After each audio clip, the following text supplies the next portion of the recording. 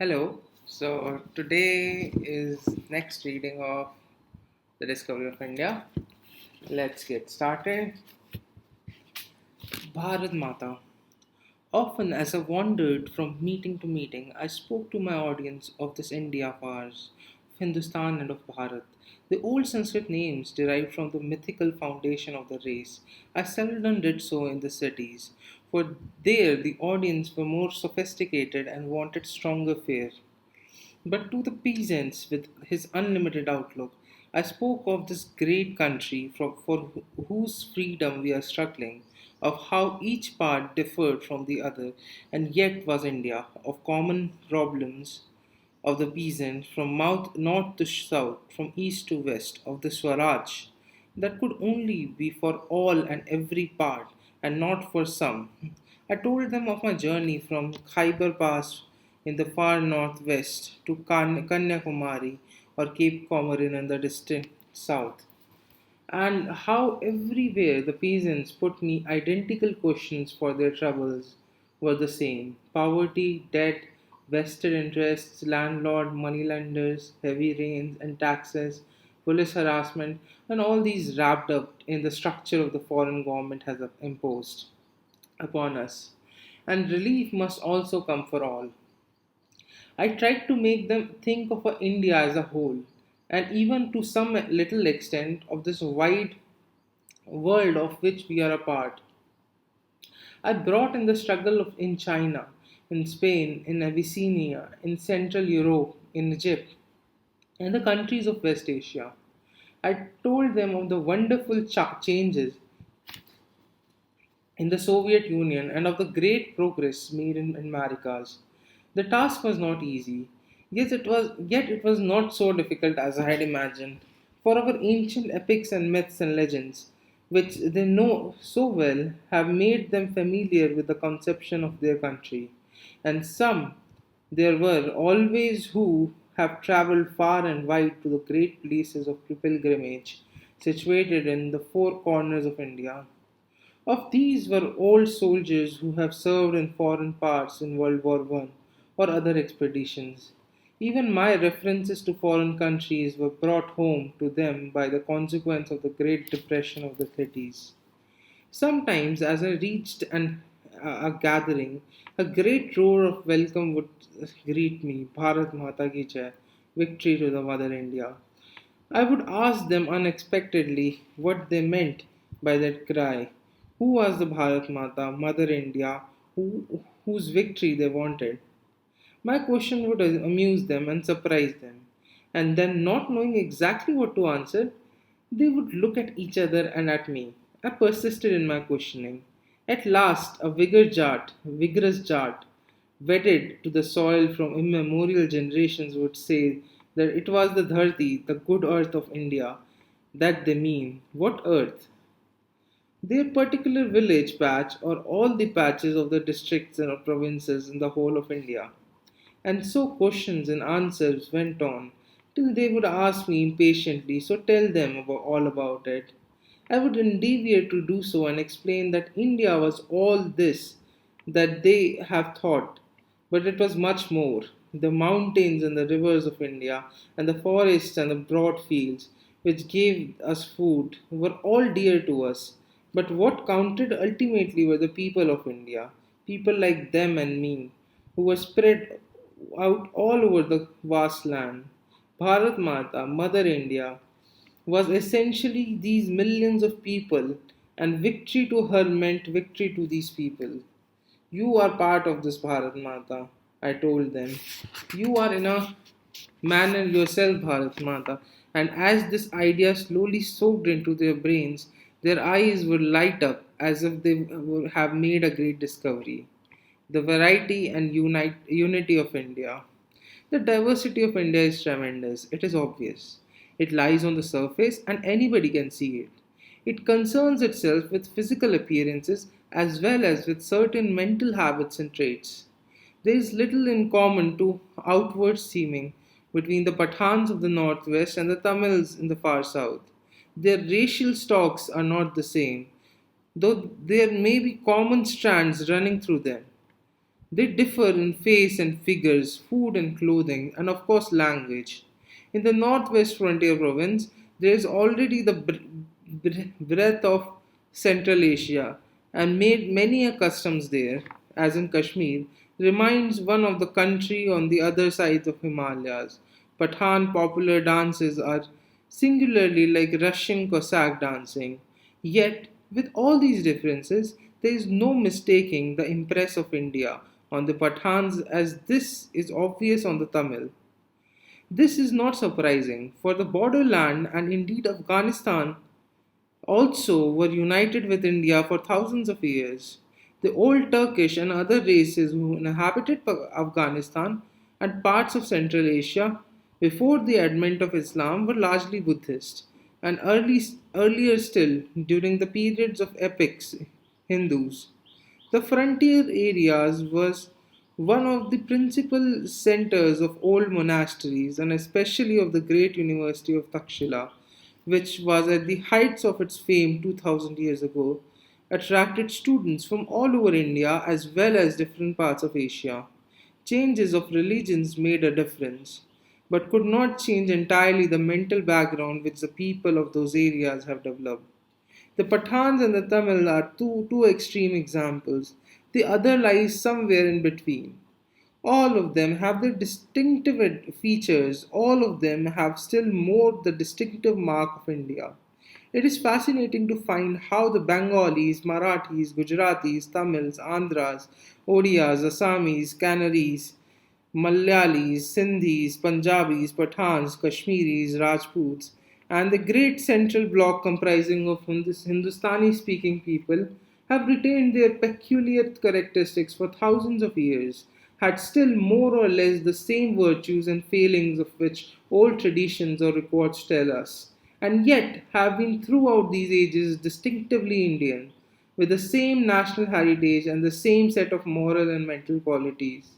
There was something living and dynamic about this heritage, which showed itself in ways of living and a philosophical attitude to life and its problems.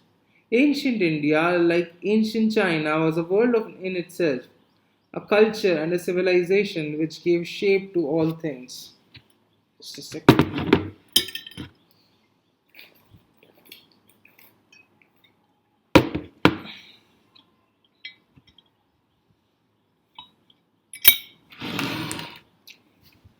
Foreign influences poured in and often influenced the culture and were absorbed. Distinctive tendencies gave rise immediately to an attempt to find a synthesis. Some kind of a dream of unity have occupied the mind of people since the dawn of civilization. That unity was not conceived as something imposed from outside, a standardization of external or even of beliefs. It was something deeper, and within its fold, the widest tolerance of belief and customs was practiced, and every variety acknowledged and even encouraged. Differences, big or small, can always be noticed even within a national group. However, closely bound together it may be. The essential unity of that group becomes apparent when it is compared to another national group, though often the differences between two adjoining groups fade out or intermingle near the frontiers, and modern developments are tending to produce a certain uniformity everywhere. In ancient and medieval times, the idea of modern nation was non existent, and feudal, religious, racial, and or cultural bonds have more importance.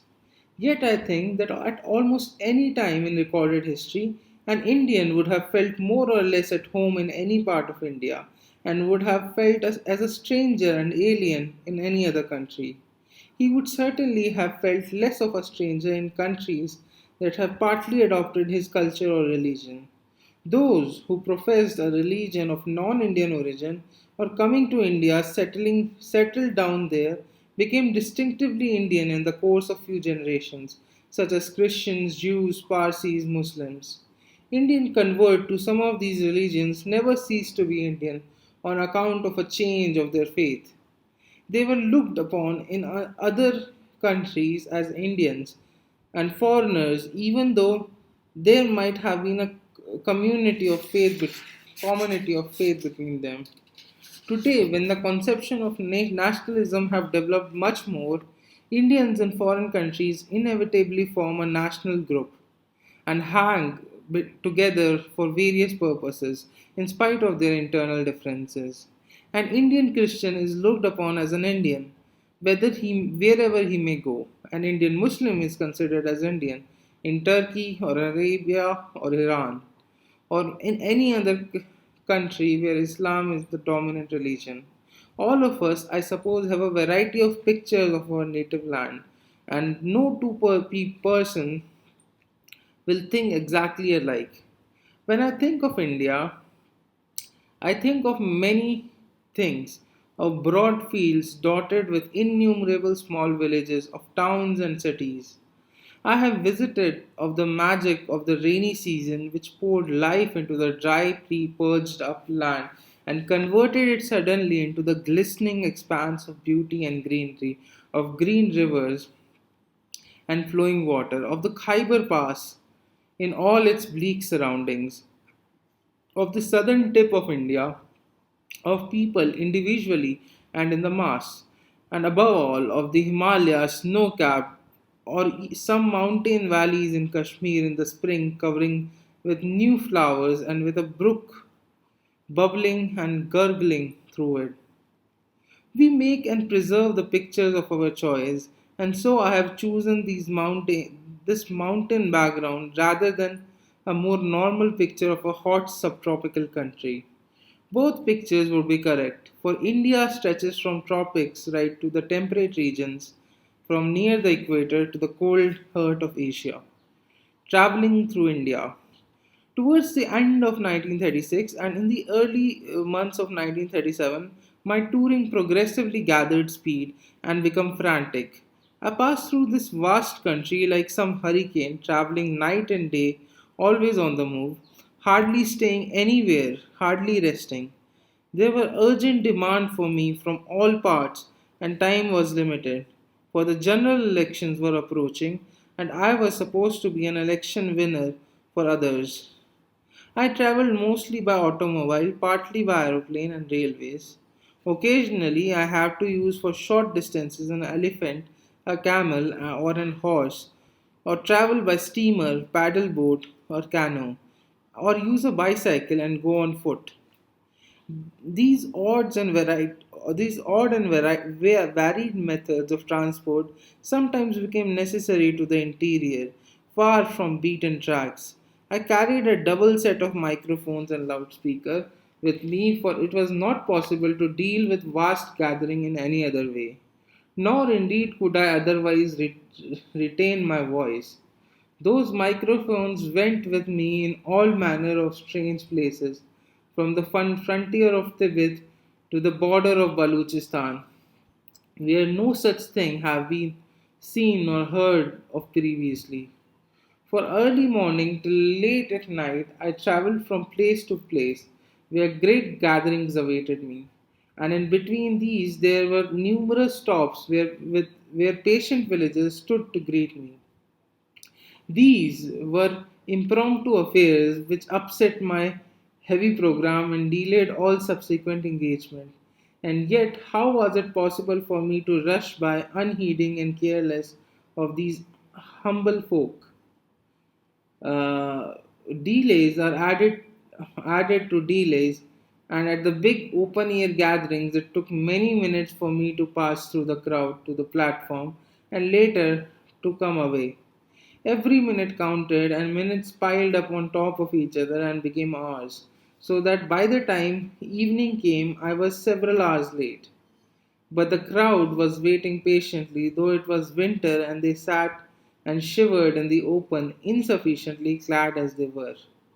My day's program would thus prolong itself to 18 hours, and we would reach our journey's end for the day at midnight or after.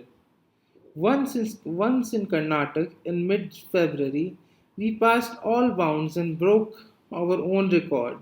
The day's program was a terribly heavy one, and we had to pass through a very beautiful mountain forest with winding and none too good roads, which could only be tackled slowly.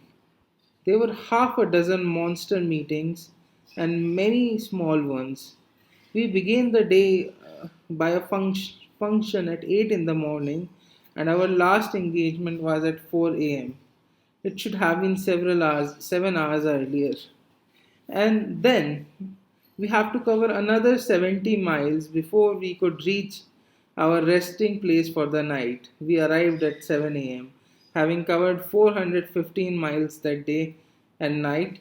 Apart from numerous meetings, it have been a 23 hours day, and an hour later I have to begin my next day's program. Someone took the trouble to estimate these during these months. Some 10 million people actually attended the meetings I addressed, while some additional millions were brought into some kind of touch with me during my journey by road. The biggest gathering would consist of about 100,000 people, while audience of 20,000 were fairly common. Occasionally, in passing through a small town, I would be surprised to notice that was almost deserted and the shops were closed. The exclamation came to me when I saw that almost the entire population of the town, men, women, and even children, have gathered at the meeting place on the other side of the town and were waiting patiently for my arrival. How I managed to carry on in this way without physical collapse, I cannot understand now. For it was a prodigious feat of physical endurance. Gradually, I suppose my system adopted itself to this vagrant life. I would sleep heavily in the automobile for half an hour between two meetings and find it hard to wake up. Yet I had to get up, and the sight of a great gathering, great cheering crowd would finally wake me. I reduced my meals to a minimum and often dropped a meal, especially in the evenings, feeling the better of it for it. But what kept me up and filled me with vitality was the vast enthusiasm and affection that surrounded me and met me everywhere. I went, I was used to it, and yet I could never get quite used to it. And every new day brought in surprises.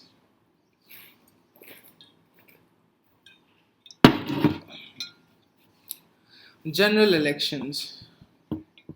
My tour was especially concerned with the general elections all over India that were approaching, but I did not take kindly to the usual methods and devices that accompanied electioneering. Elections were an essential and inseparable part of the democratic process, and there was no way of doing away with them. Yet, often enough, elections brought out the evil side of men, and it was obviously that they did not always lead to the success of the better man.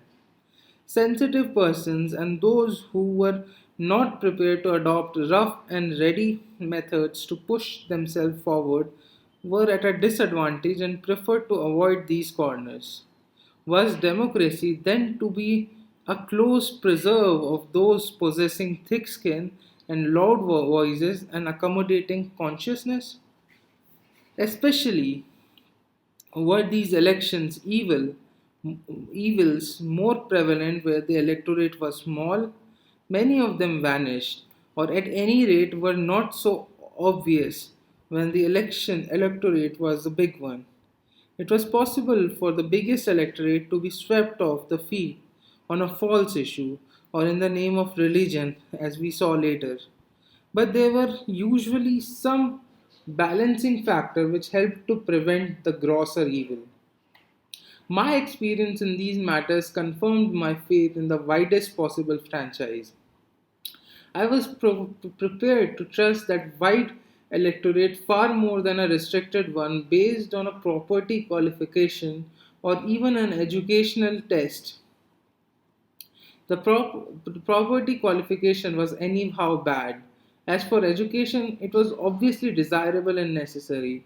But I have not discovered any special qualities in a literate or a slightly educated person which would entitle his opinion to greater respect than that of a sturdy peasant, illiterate, but full of a limited kind of common sense.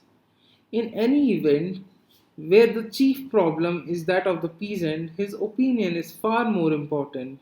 I am a convinced believer in adult franchise for men and women, and though I realize the difficulty in the way, I'm sure that the objections raised to the adoption in India have no great force and are based on the fear of privileged classes and interests. The general election in 1937 for the provincial assemblies were based on a restricted franchise affecting about 12% of the population. But even this was a great improvement on the previous franchise, and nearly 30 million all over India, apart from the Indian states, were now entitled to vote. The scope of these elections uh, was vast and comprised the whole of India, minus the states. Every province has to elect its provincial assembly, and in most provinces there were two houses, and there were thus two sets of elections. The number of candidates ran into many thousands. My approach to these elections, and to some extent the approach of most congressmen, was different from the usual one. I did not trouble myself about the individual candidate, but wanted rather to create a countrywide atmosphere in favor of our national movement for freedom as represented by the Congress and for the program contained in our election manifesto. I felt that if we succeeded in this, all would be well. If not, then it did not matter much if an odd candidate won or lost. My appeal was an ideological one, and I hardly referred to the candidates. Except a standard bearer of our cause, I knew many of them, but there were many I did not know at all, and I saw no reason why I should burden my mind with hundreds of names. I asked for votes for the Congress and for the independence of India and for the struggle of independence. I made no promises except to promise unceasing struggle till freedom was attained. I told people to vote for us only if they understood and accepted our objectives and our programs and were prepared to live up to them. Not otherwise. I charged them not to vote for Congress if they disagreed with this objective or program. We wanted no false votes, no votes for a particular person because they liked them. Votes and elections would not take us far. They were just small steps in a long journey, and to delude us with votes without intelligent acceptance of what they signified or willingness for subsequent action was to play us false and be untrue to our country. Individuals did not count, though we wanted good and true individuals to represent us. It was the cause that counted, the organization that represented it, and the nation to whose freedom we were pledged. I analyzed that freedom and what it should mean to the hundreds of millions of our people. We wanted no change of masters from white to brown, but a real people's rule, by the people and for the people, and an ending of poverty and misery. That was the burden of my speeches, and only in that impersonal way could I fit myself into the election campaign. I was not greatly concerned with the prospect of particular candidates. My concern was with the much bigger issues. As a matter of fact, that approach was the right one, even from the narrower point of view of a particular candidate's success. For thus he and his election was lifted up to a higher and more elemental level of a great nation's fight for freedom and millions of poverty stricken people striving to put an end to their ancient curse of poverty. These ideas, expressed by scores of learned congressmen, came and spread like a mighty wind, fresh from the sea, sweeping away all petty ideas and electioneering stunts. I knew my people and liked them, and their million eyes had taught me much of mass psychology.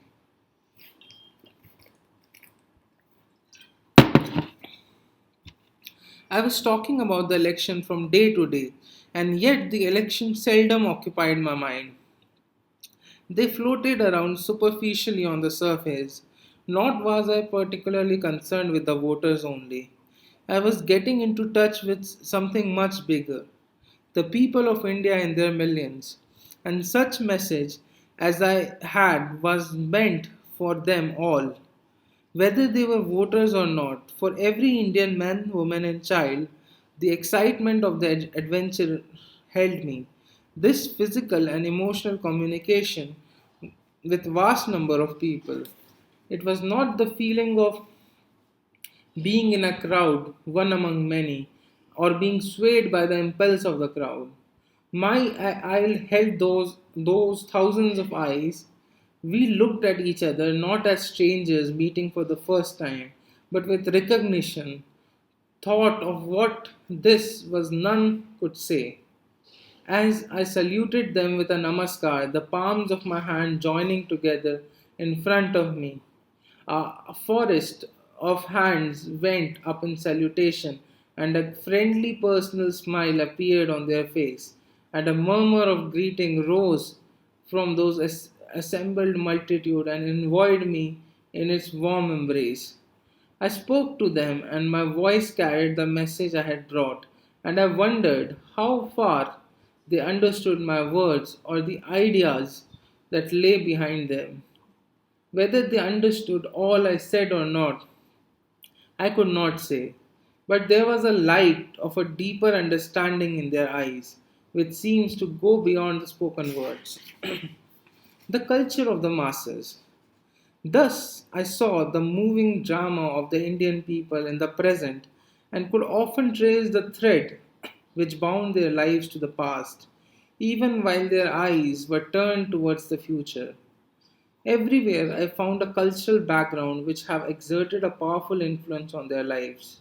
This background was a mixture of popular philosophy, tradition, history, myth, and legend, and it was not possible to draw lines between any of these. Even the entirely uneducated and illiterate shared these backgrounds. The old epic of India, the Ramayana and the Mahabharata, and other books, in popular translation and paraphrases, were widely known among the masses, and every incident and story and moral in them were engraved on the popular minds and gave a richness and content to it. Illiterate villagers would know thousands of hundreds of verses by heart, and their conversation would be full of references to them or to some stories with a moral enshrined in some old classic. Often I was surprised by some such literary turns given by a group of villagers to a simple talk about present day affairs. If my mind was full of pictures from recorded history, and more or less ascertained facts, I realized that even the illiterate peasants had a picture gallery in their mind. Though this was largely drawn from myths and traditions and epics, heroes and heroines, and only very little about history. Nevertheless, it was vividly enough. I looked at their faces and their figures and watched their movements. There was many a sensitive faces and many a sturdy body, straight and clean limbed. And among the women there were grace and suppleness, and dignity and poise have very often a look that was full of melancholy. Usually, the fine physical type were among the upper classes who were just a little better off in the economic sense. Sometimes, as I was passing along a country road or through a village, I would start with surprise on seeing a fine type of a man or a beautiful woman who reminded me of some fresco of ancient times, and I wondered how the type endured and continued through ages in spite of all the horrors and miseries that India had gone through. What could we not do with these people under better conditions and with greater opportunities opening out to them? There was poverty and the innumerable progeny of poverty everywhere, and the mark of this beast was on every forehead. Life have been crushed and distorted and made into thing of evil, and many voices had flowed from this distortion and continued lack and ever-present insecurity. All this was not pleasant to see, yet that was the basic reality in India. There was far too much of the spirit of resignation and acceptance of things as they were, but there was also a mellowness and gentleness, the cultural heritage of thousands of years, yet no amount of misfortune have been able to rub off. Two lives. In this and other ways, I tried to discover India, the India of the past and of the present, which I made my mood receptive to impressions and to the waves of thoughts and feelings that came to me from living beings as well as those who have long ceased to be. I tried to identify myself for a while with this unending procession, at the tail of which I too was struggling along. And then I would separate myself and, as from a hilltop apart, look down at the valley below. To what purpose was all this long journey? To what end these unending processions? A feeling of tiredness and disillusion would sometimes invade my being, and then I would seek escape from it in cultivating a certain detachment. Slowly, my mind had prepared itself for this, and I have ceased to attach much value to myself or to what happened to me. Or so I thought, and to some extent I succeeded, though not much. I feared, as there is too much of a volcano within me for real detachment. Unexpectedly, all my defenses are hurled away, and all my detachment goes. But even the partless success I achieved was very helpful, and in the midst of activities, I could separate myself from it and look at it as a thing apart. Sometimes I would steal an hour or two and, forgetting my usual preoccupations, retired into that cloistered chamber of my mind and life for a while, another life. And so, in a way, these two lives march together, inseparably tied up with one another and yet apart. So, this was the end of chapter 3, and we will start from the discovery of India, chapter 4, next time. See ya.